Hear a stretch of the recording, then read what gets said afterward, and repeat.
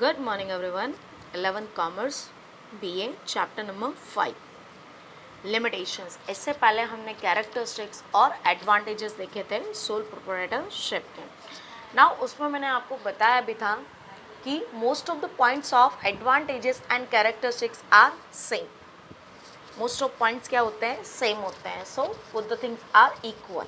But ऐसा मत कर देना आप कि कैरेक्टरिस्टिक्स के कुछ जो पॉइंट होते हैं रिमेनिंग वो आप एडवांटेजेस में डाल दो, एडवांटेजेस के कुछ पॉइंट कैरेक्टरिस्टिक्स में डाल दो. That's not necessary. ये ज़रूरी नहीं है. यहाँ पर कुछ पॉइंट जो मिक्सअप हैं उनको एक साथ कर सकते हैं, बट जो बाकी के जो डिफरेंट है वो डिफरेंट प्लेस पे रखने पड़ेंगे.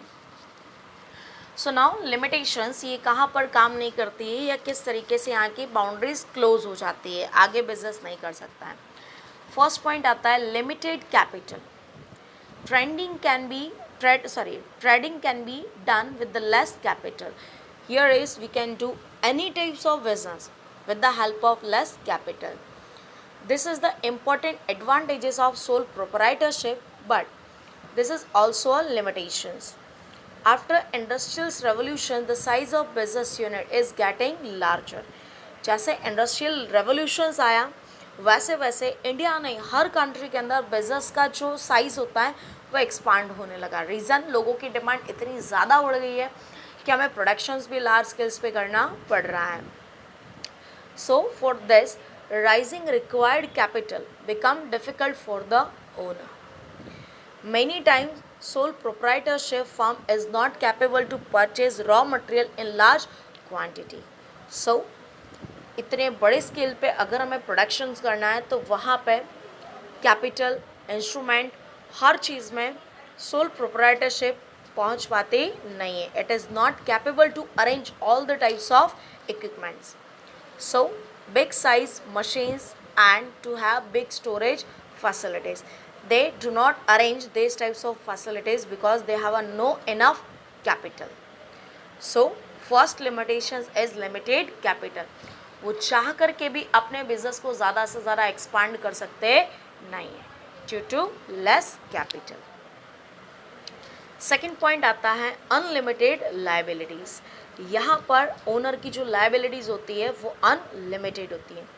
Sole proprietor has unlimited liability. Therefore, he cannot free himself from his liability. जो ओनर है उसकी लाइबिलिटीज़ अनलिमिटेड होती है, वो अपनी लाइबिलिटीज़ से फ्री हो सकता नहीं है. इन शॉर्ट कई बार ऐसा भी होता है कि बिजनेस से ज़्यादा उसकी लाइबिलिटीज़ हो जाती है और उसे अपनी पर्सनल प्रॉपर्टी सेल करके भी लाइबिलिटीज़ को पे करना पड़ता है. If the borrowing have increased over business assets and credits. If the borrowing have increased over business assets and credit, जितना आपके पास बिजनेस में मनी है उससे कई ज़्यादा आपका बोरोविंग फंड बढ़ जाता है, लोन का रेशियो बढ़ जाता है, then he has to sell his personal properties and make the payment for the business debt. In this way, the owner himself has to bear all the risk of the business. So यहाँ पे last में हम बोल सकते हैं every types of risk bear by the owner of the sole proprietorship. Liability unlimited हो, limited हो, risk काफ़ी ज़्यादा हो जाए, लेकिन सारे के सारे रिस्क को पे करने की ड्यूटीज़ सिर्फ और सिर्फ ओनर की होती है. Because here is the only single person. Single person is the owner, manager and controller. So that's why here is the liability is unlimited. Next point आता है हमारा short durations. When the owner of the business die or is declared insolvent or loses mental balance, the existence of business can come to an end. Means what? अगर जो owner है उसकी death हो जाए, insolvent declare हो जाए, मतलब उसके कोई पैसे नहीं है, वो अपना मेंटल जो बैलेंस होता है वो खो दे, तो उसमें कैसा होता है कि बिज़नेस एंड पे आ जाता है. ज़रूरी नहीं है कि उसके जो फैमिली मेम्बर्स हैं वो उसके बिज़नेस को आगे रन करेंगे. It's not a necessary. कर भी सकते हैं और नहीं भी. So if the highest do not have the ability to run the business, then it is possible that the business gets weaker and in many cases business comes to an end. जो nominees होता है, जो higher होता है, वो अगर business करने में कैपेबल ना हो, इंटरेस्टेड ना हो, तो वो बिज़नेस नहीं करेगा। धीरे धीरे बिज़नेस कैसा होता जा रहा है, कमज़ोर होता जाता है, वीक पड़ता जाता है, क्योंकि मार्केट से आपको जो सेगमेंट मिलना चाहिए वो मिल पाता नहीं है, और एक दिन ऐसा आता है कि आपका बिज़नेस एंड हो जाता है। So what, here is the duration of that types of business is too short. Means what, जब तक ओनर है तब तक बिज़नेस है। ओनर का जहाँ पे मेंटल बैलेंस चला गया, उसकी डेथ हो गई, तो वहाँ पर बिज़नेस भी एंडिंग पे आ जाएगा, या इन शॉर्ट में उसका एंड हो जाएगा। फोर्थ नंबर की लिमिटेशंस आती है लिमिटेड वर्क कैपेसिटी। एक इंसान के 10 हाथ नहीं होते, 2 ही हाथ होते हैं, और वो 2 से ही काम कर सकता है। सो व्हाट, यहाँ पे एक अकेला इंसान सारे एक्टिविटीज़ में प्रॉपरली हो, ये ज़रूरी नहीं है। In sole proprietorship the owner is responsible to formulate the policies of business. Everybody has limitations of working. Though he may be very intelligent, sometimes the business suffer due to his certain limitations. In modern times, the business requires different types of skills and knowledge. As in sole proprietorship, the scope of exchange of ideas with other is very little and the development of business remain limited. यहाँ पे आप चाह करके भी business का एक्सपांडेशन नहीं कर सकते। एक ही पर्सन यहाँ पे काम करने के कारण वर्किंग कैपेसिटी लिमिटेड होती है, वो चारों तरफ नहीं दौड़ सकता या हर जगह वो पहुँच सकता नहीं है।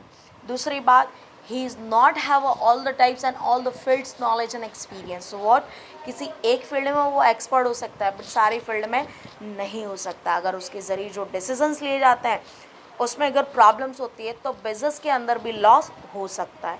So limited work capacity. Next point आता है possibility of wrong decisions. Sole proprietor himself take business decisions. He does not have advantages to take the help from the experience and specialized knowledge of other. He may be most capable and skilled, but his personal decisions sometimes may be hasty, erroneous, and tend to damage to the business. Means what? वो हर एक काम में capable हो ये ज़रूरी नहीं है, तो कई बार उसके ज़रिए जो डिसीजंस लिए जाते हैं may be it's a wrong, because he have a no special knowledge and experience of all the fields. तो डिसीजंस रॉन्ग होने के कारण कई बार हमारा जो प्रॉफिट होना चाहिए उसकी जगह हमें लॉस मिलता है। So possibility of wrong decisions. Next point आता है lack of advantages of large scales business. Due to limited capital, the business remains limited in sole proprietorship. As there is unlimited liability, the owner cannot go for larger enterprises, as purchase and sales are also on a small scale basis.